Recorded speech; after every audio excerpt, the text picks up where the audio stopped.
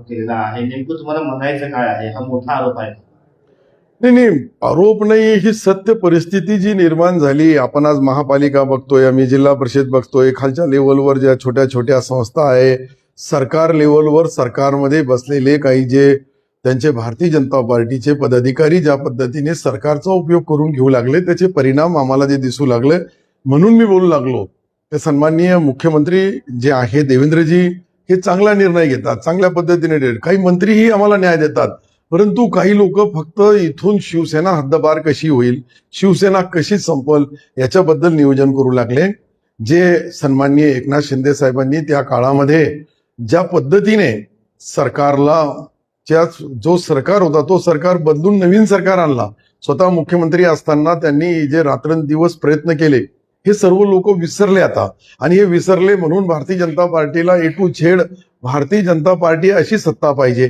आज अशी सत्ता पाहिजे असेल तर आपोआप शिवसेना संपल्याशिवाय त्यांची सत्ता A to Z येणार नाही. गल्ली ते दिल्ली काय आहे त्यांचं राजकारण मला समजत नाही, परंतु आम्ही त्यांचे मित्र पक्ष आहे, छोटे भाऊ आहे, ते आमचे मोठे भाऊ आहे.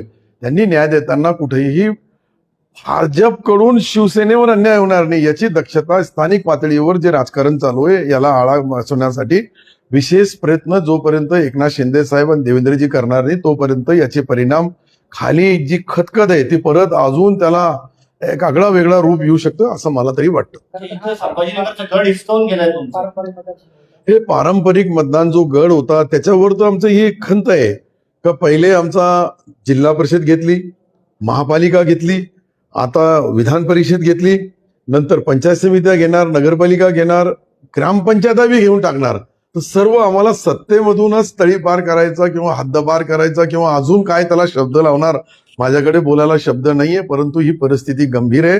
या गंभीर परिस्थितीवर वेळेवर आमच्या नेत्याला याची सविस्तर माहिती मिळाली नाही तर पुढचे परिणाम जसं पश्चिम बंगालमध्ये जे घडलं ते कदाचित भविष्यामध्ये महाराष्ट्रामध्ये घडू नये याची भीती माझ्यासारख्या कार्यकर्त्याला आहे.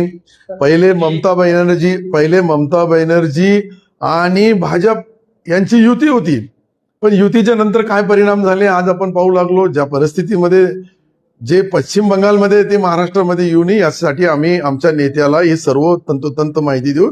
माझ्या जिल्ह्यामध्ये मराठवाड्यामध्ये जी परिस्थिती मी पाहू लागलो, अनेक जिल्ह्यामध्ये मी जातो, तिथलची परिस्थिती पाहिल्यानंतर ऐकल्यानंतर माझ्यासारख्या कार्यकर्त्याला दुःख होतो का आपण जे 2.5 वर्ष ज्या पक्षाला सोडून आपण एक पक्षासाठी भारतीय जनता पार्टी आमचा जो जुना मित्र पक्ष आहे याच्यासाठी आम्ही आमच्या पक्षाच्या नेत्याला सोडून इकडे आलो आणि परत अशी परिस्थिती निर्माण होईल. आज जी परिस्थिती निर्माण होते ते स्लो पॉयझन आहे, हळूहळू शिवसेनेला मारायचा स्लो पॉयझनची जी परिस्थिती निर्माण झाली याला भविष्यामध्ये याच्यावर उपचार करणं गरजेचं आहे. नाही प्रश्नच नाही, आता एक सत्ता झाली म्हणजे हात पाय का मुडके बी चालले. प्रश्न ते जे बोलले त्यांच्याबद्दल मला काही त्यांचा वादविवाद नाही करायचा आहे, परंतु ही परिस्थिती निर्माण होऊ लागली ते त्यांनी सांगितली. आणि या परिस्थितीमध्ये आम्हाला जे समोर दिसतोय त्यामधले एक एक गड आमचे संपू लागले आणि कदाचित काँग्रेस सारखी परिस्थिती इथे शिवसेनेची होणे याची भीती आहे.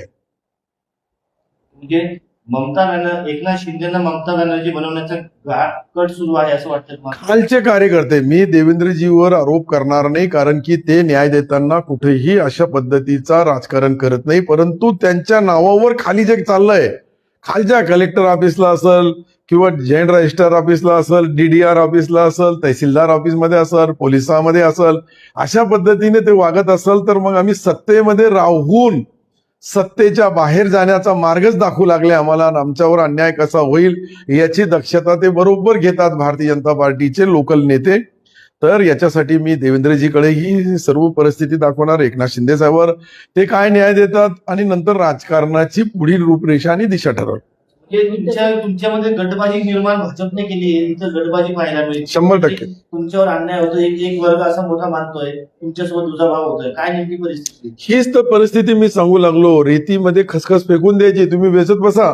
ते काही खसखस वेचणं इतकं सोपं आहे का रेतीमधून?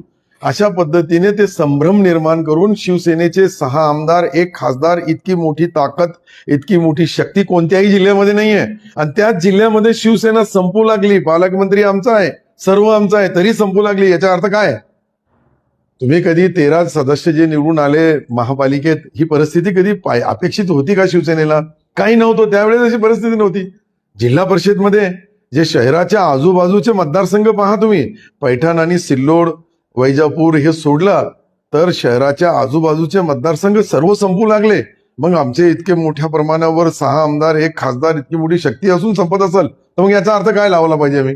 याचा अर्थ हेच आहे की शिवसेना संपवण्याचा कट कुठेतरी रचू लागले आणि त्याचे बली आमचे लोक पडू लागले. त्याचे परिणाम शिवसेनेवर निश्चित होणार. हेच मी काँग्रेसमध्ये असतानाही बोललो होतो का एक परिस्थिती अशी नाही यायला पाहिजे.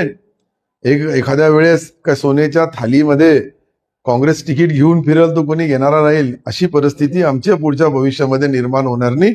याची दक्षता वेळेवर घेणं जरुरी आहे आमच्या पक्षासाठी. उमेदवारी अर्ज भरला, महायुतीचे धर्म पाळत नाही असा अर्थ. आता हेच तर मी माझा इतका मोठा तुम्हाला धर्माचा पुरा इतिहास दाखवला, पुरी पोथी वाचून दाखवली, परत तुम्ही आमच्यावरच युती आणि महायुतीचा धर्म दाखवू लागले. तुमचा बी आश्चर्य आहे. मग साधा सिंपल मामला आहे ना. आम्ही तुम्हाला हे सांगितलं आमच्यावर काय होऊ लागला, मग इतका होऊन बी आम्ही काही करणार नाही, प्रतिकार काही विरोध प्रतिविरोध करणार नाही, तर मग तो पक्ष आपोआप आम्ही बी संपून जाऊ, पक्ष बी संपून जाईल. गट राखण्यासाठी मी फॉर्म भरलाय. हे शेवटी उघडकीस आणण्यासाठी काय चाललं जिल्ह्यामध्ये हे कुणाला तरी बोलावं लागेल. कुठेतरी उठाव, जसं पहिले एकनाथ शिंदे साहेबांनी उठाव केला आणि त्याचे परिणाम, त्या सत्तांतर झाला, सत्ता बदल झाला आणि त्याच्यामुळं आज ही इतकी थम्पिंग मेजॉरिटी आली. यामध्ये सर्वात सिंहाचा वाटा कोणाचा असेल तर ते एकनाथ शिंदे साहेबाचा आहे. आता मला उद्या बोलवलं आदरणीय एकनाथ शिंदे साहेबांनी, मी त्यांनाही भेटणार, देवेंद्रजीलाही भेटणार, आमच्या जिल्ह्याची सर्व परिस्थिती सांगणार, त्याच्यावर ते जे उपाय करतील त्या उपायावर होणार.